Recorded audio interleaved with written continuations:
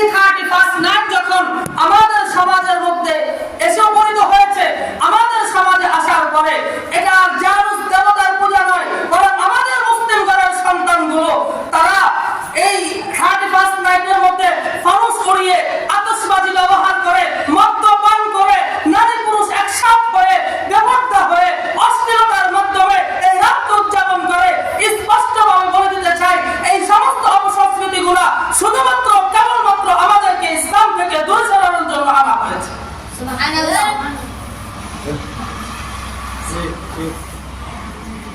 মুহতারাম হাজিরিন, এই অপসংস্কৃতিগুলো থেকে যদি আমরা বেরিয়ে আসতে না পারি, আমাদের সন্তানদেরকে বর্তমান আধুনিকতার নাম দিয়ে 31st নাইটের মতো একটা বেহায়াপনা, বেহাল্লাপনা যে অপসংস্কৃতি আছে, এই সংস্কৃতিগুলো থেকে যদি আমাদের সন্তানদেরকে আমরা বের করে আনতে না পারি, তাহলে মনে রাখবেন আপনার এই সন্তান অদূর ভবিষ্যতে ইসলামের বিরুদ্ধে কলম ধরবে। আমাদের মা বোনেরা অনেক সময় বলে, এখন যে বয়স, এই উঠতি বয়সে তারা স্বাভাবিক এই সমস্ত পার্টি করবে, তারা একটু বান্ধবীদেরকে নিয়ে ঘুরতে যাবে, তারা একটু লিপ টুগেদার করবে, এটা অপরাধের কি আছে, দোষের কি আছে?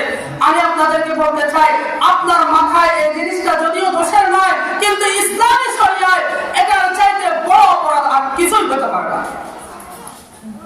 আমি গত কিছুদিন আগে একটা ঘটনা শুনেছিলাম, আমাদের সমাজের মধ্যে লিভ টুগেদার অর্থাৎ বিবাহ বহির্ভূত যে সম্পর্ক আছে, নারী এবং পুরুষ একসাথে একই ছাদের নিচে বসবাস করবে, এটাকে প্রমোট করার জন্য খোদ পিতা মাতা পরিবার থেকে বলা হয়।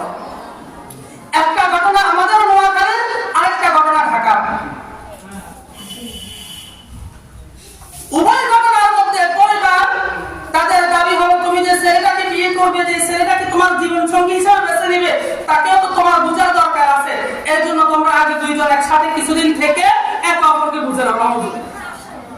মুহতারাম হাজিরিন, এই অপসংস্কৃতিগুলা যখন আমাদের ভিতরে ঢুকে গেছে, 31st নাইট নামক অপসংস্কৃতি, ভ্যালেন্টাইন ডে নামক অপসংস্কৃতি, লিভ টুগেদার নামক অপসংস্কৃতি, এই হাজার অপসংস্কৃতি আমাদের ভিতরে ঢুকিয়ে দিয়ে আমাদেরকে ইসলাম থেকে দূরে সরানোর চেষ্টা করা হচ্ছে।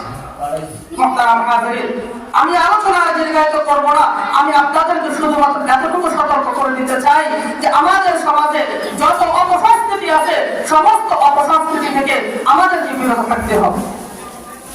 আল্লাহ পাক রব্বুল আলামিন আমাদের প্রত্যেককে এই কথাগুলোর উপর আমল করার তৌফিক দান করেন এবং আমাদেরকে সমস্ত অপসংস্কৃতি থেকে এবং ইসলাম বিরোধী যে সমস্ত শক্তিগুলো আছে, ওই সমস্ত শক্তিগুলোকে চিহ্নিত করে, যারা আমাদেরকে ইসলাম থেকে দূর সরিয়ে দিতে চায় তাদেরকে চিহ্নিত করে, তাদের ষড়যন্ত্রের জাল থেকে আমাদেরকে বেরিয়ে আসার তৌফিক দান করেন এবং আমাদেরকে পরিপূর্ণ ইসলামের উপরে চলার তৌফিক দান করেন। ওয়া আখিরু দাওয়ানা আলহামদুলিল্লাহি রাব্বিল আলামিন। আসসালামু আলাইকুম ওয়া রাহমাতুল্লাহি ওয়া বারাকাতুহু।